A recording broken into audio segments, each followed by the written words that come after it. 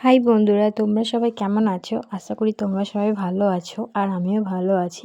আজ আমাদের এখানে প্রচুর বৃষ্টি পড়ছে, তাই মনটা কিছু চটপাটা খেতে ইচ্ছা করছিল। তো ভাবলাম চলো সয়াবিনের পকোড়াটা আজ ফার্স্ট টাইম ট্রাই করলাম, কেমন হয় দেখা যাক। দেখলাম ইউটিউবে কিছু একটা বানানোর জন্য।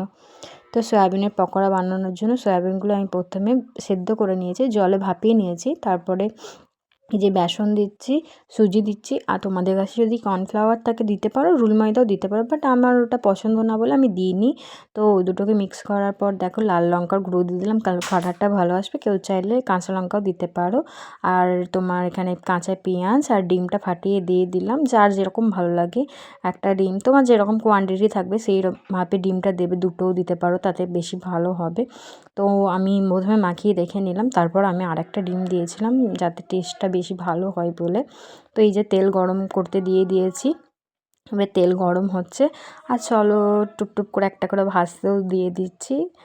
আমি প্রথম দিচ্ছিলাম, তারপরে মা দিতে লাগলো, কারণ আমি তো খুব আস্তে আস্তে দিচ্ছিলাম। তো মা বলছে অত আস্তে আস্তে দিলে তো বেলা কাবার হয়ে যাবে আর খাওয়া হবে না। তো এই যে দেখো সয়াবিনগুলো ভাজা হচ্ছে, সয়াবিনের পকোড়াগুলো ভাজা হচ্ছে, লাল লাল করে সুন্দর সুন্দর করে ভেজে নেবে। তো এই দেখো আমার ভাজা প্রায় অলরেডি হয়েই গেছে, একদম লাস্ট পর্যায়ে। আমার তো শুধু মন করছে এই যে দেখো কখন প্লেটে হবে। নিয়ে আর এই যে নিয়েছি হয়ে সস দিয়ে, গেছে, আর এবার প্লেটে খাবো। Sauce tata. নিয়ে খেয়ে নিচ্ছি।